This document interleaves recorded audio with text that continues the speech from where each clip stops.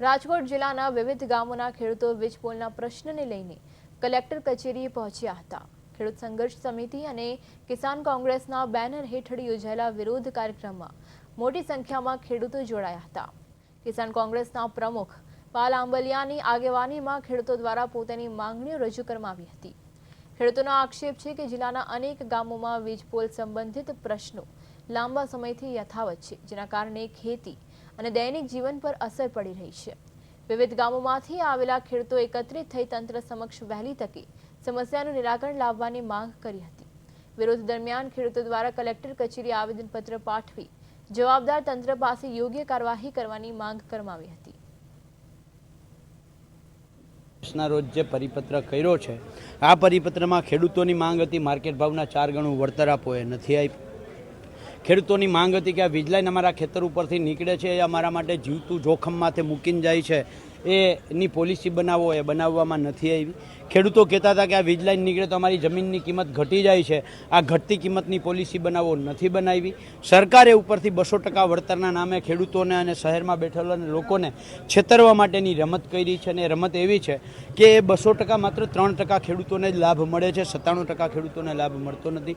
જે રીતે સરકારે કહ્યું છે કે ખેડૂતોને અમે 1 મીટર વધારે જગ્યાનું વળતર આપશું, પણ એની સામે જ્યારે એ જ ખેતી બિનખેતી માટે મૂકે છે ત્યારે એ 10 મીટર સુધીનું એ જગ્યા ખેડૂતને છોડવી પડે છે।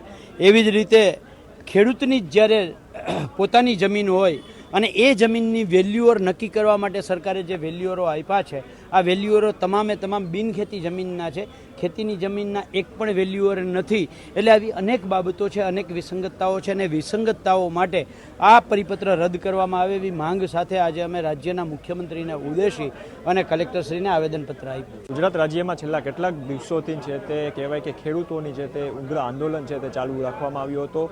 તેમાં તેમને ખાસ તો કહેવાય કે ખેતીમાંથી છે તે વીજપોલ જઈ રહ્યો છે, તેને લઈને ક્યાંક ને ક્યાંક ઉગ્ર વિરોધ છે તે કરવામાં આવી રહ્યો છે। ત્યારે અમારી પાછળ દ્રશ્યો જોઈ રહ્યા છો કે કલેક્ટર કચેરી ખાતે આજે બધા જ ખેડૂતો છે તે આવેદનપત્ર છે તે કલેક્ટરશ્રીને છે તે પાઠવવા આવ્યા છે, અને મોટી સંખ્યામાં લોકો ખેડૂતો છે તે અહીં કલેક્ટર કચેરી ખાતે છે તે એકત્રિત થયા છે। તેમજ કોંગ્રેસના આગેવાનો પણ છે તે કલેક્ટર કચેરી આવી અને આવેદનપત્ર છે તે આપવામાં આવ્યું છે। ત્યારે આપણી સાથે ખેડૂતો જ છે તેમની સાથે વાત કરીશું। કાકા, શું કહેશો, શું માંગ છે આપની? આજે એક પરિપત્ર બહાર પાડવામાં આવ્યો હતો, તે બરોબર છે કે નહીં? આપ એક ખેડૂત છો, શું કહેશો? પરિપત્ર જે બહાર પાડવામાં આવ્યો છે એ કોઈ ખેડૂતોને એમાં કંઈ સમજણ પડતી નથી, કારણ કે કરોડિયાના ઝાડા જેવો પરિપત્ર છે। એટલા માટે અમારી એવી માંગણી છે કે આ પરિપત્ર રદ કરી અને ખેડૂતોને સમજાય એવો નવો પરિપત્ર બહાર પાડે। ધન્યવાદ। આપણે બીજા ખેડૂતો સાથે વાત કરીશું। તમે શું કહેશો, આજે પરિપત્ર બહાર પાડ્યો છે, કેટલું યોગ્ય છે આપના મતે? 4/7નો જે પરિપત્ર છે એ માત્ર ને માત્ર લોલીપોપ છે, કેમ કે એમાં જે માર્કેટ રેટ કમિટીની વાત કરવામાં આવી છે, એ માર્કેટ રેટ કમિટીમાં કુલ 3 સદસ્યો હોય, એક કલેક્ટરના, એક કંપનીના અને એક ખેડૂતના, જેમાંથી 2 સદસ્યો જે કલેક્ટર અને કંપનીના સદસ્યો હોય એ એક સાઠગાંઠ કરીને ખેડૂતોની જમીનની જે માર્કેટ રેટ છે એ તો ઓછો આંકશે, તો ખેડૂતોને શું એ પ્રમાણે વળતર લેવાનું?